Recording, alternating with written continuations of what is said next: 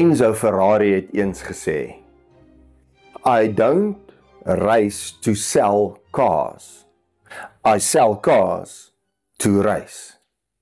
Hierdie aanhaling is 'n kragtige herinnering dat motiewe wel saak maak. Hy het nie net motors gebou om geld te maak nie, maar hy het dit gedoen omdat hy werklik 'n passie gehad het vir wedrenne. En dit het my laat dink aan ons eie lewens. Daarom die vraag vir jou vanoggend. Doen jy dit wat jy doen vir die regte redes? Of jaag jy net tydelike dinge na? In Kolossense 3 vers 23 lees ons, wat julle ook al doen, doen dit van harte, soos vir die Here en nie vir mense nie. Het is baie maklik om in ons wêreld vandag vasgevang te raak in die wêreld se idee van sukses, meer geld, meer invloed, beter status.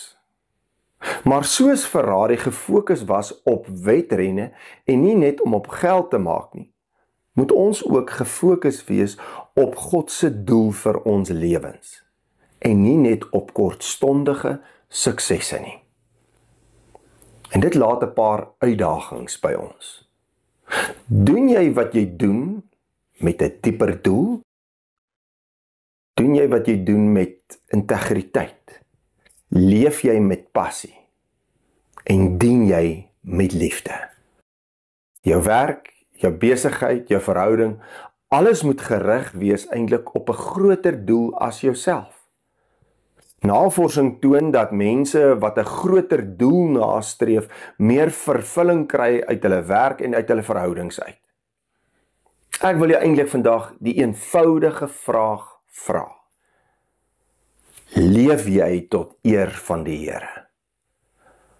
Wat is jou doel hier op aarde? Kom ons bid saam.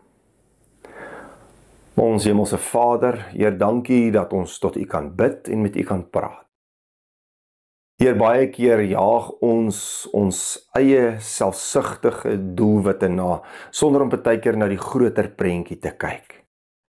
Heer, ons gebed is, help ons en lei ons deur U Gees, dat ons U droom vir ons lewens sal leef. Ons bid dit in Jesus se naam alleen. Amen. Dankie dat jy vandag weer ingeskakel het hier by die kerk aanlyn. Jy weet al, indien dit moontlik is, deel hierdie evangelie met iemand anders. Dalk is daar net iemand wat doelloos ronddwaal in hierdie lewe en net vir 'n oomblik weer moet besef, daar is 'n groter prentjie. En wat is jou doel? Leef jy werklik tot eer van die Here? Tot 'n volgende keer.